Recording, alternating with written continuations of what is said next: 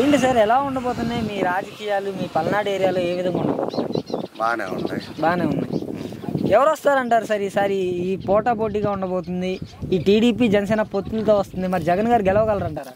అసలు జగన్ పక్కా గెలుస్తారు, ఇబ్బంది ఏం లేదు. పక్కా గెలుస్తారు. అంత నమ్మకం ఏంటి జగన్ గారి మీద? ఆయన చేసే పని వల్ల మాకు నమ్మకం. మరి ఇప్పుడు ఈ చంద్రబాబు పవన్ కళ్యాణ్ పొత్తు చూసి జగన్ గారు భయపడుతున్నారు అంటున్నారు కదా? ఆయన పొత్తులు పెట్టుకొని ఆయన అసలు భయపడే క్వశ్చనే లేదు. మరి కుర్చీని మడత పెడతా అని నారా లోకేష్ అంటున్నాడు కదా? వాళ్ళు ఎన్నో అంటారు, 10 పచ్చలు ఉంటారు కదా, ఎన్నో అన్న దాత్రాన్ని ఆయన భయపడేది ఏం లేదు కదా. ఆయనకి అభిమానులు బాగా వాళ్ళు మంది అంటారు. అసలు ఆయన మడత పెట్టేది ఆయన చూసుకోమని ముందు.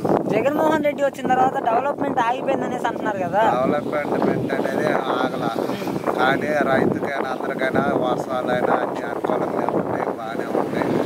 రైతు భరోసా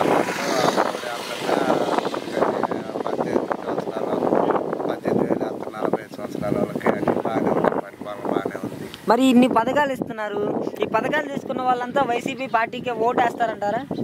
అది నమ్మకంలో దాకు, అది ఆయన సొమ్ము తిన్నోడు ఓడైనా ఇవ్వాల్సిందే. మరి జగన్ ఇచ్చిన పథకాలు తీసుకొని చంద్రబాబు నాయుడు ఓటు వేస్తే పరిస్థితి ఏంటి?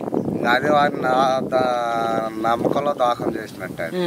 మరి పవన్ కళ్యాణ్ సంగతి ఏంటంటారు? అసలు పవన్ కళ్యాణ్ వచ్చి అది చెప్పే పనే లేదు. పవన్ కళ్యాణ్ దాన్ని చూసుకోమని. మరి యువత అంతా పవన్ కళ్యాణ్ వైపే ఉందనేసి అంటున్నారు. అసలు ఆయనకి ఇబ్బంది లేదు. జగన్మోహన్ రెడ్డి ఎట్లాంటి ఎన్ని పొత్తులు ఉండా అసలు దానికి వచ్చిన ఇబ్బంది లేదు. మరి షర్మిలా సంగతి ఏంటంటారు? అసలు ఆంధ్రాలో ఎవరికి తెలియని కాదు, తెలియదు. ఒక రాజశేఖర కూతురు అనేది తప్ప. ఫైనల్ గా జగన్మోహన్ రెడ్డి గారికి 170 స్థానాల్లో ఎన్ని స్థానాలు దాకా రావచ్చు అంటారు? మాకైతే మొత్తం 170కి 175 వస్తాయి అనుకుంటున్నాం. ఆయన అదే మాట చెబుతుండు. పక్కా మన కార్యకర్తలు అందరూ పక్కా పనిచేయాలి, ఇంటింటికి పోయి చెప్పాలని చెబుతూనే ఉండడం. దాని గురించి అందరం ఆలోచిస్తూనే ఉన్నాం. దానివల్ల ఇబ్బంది లేదు. Thank you sir.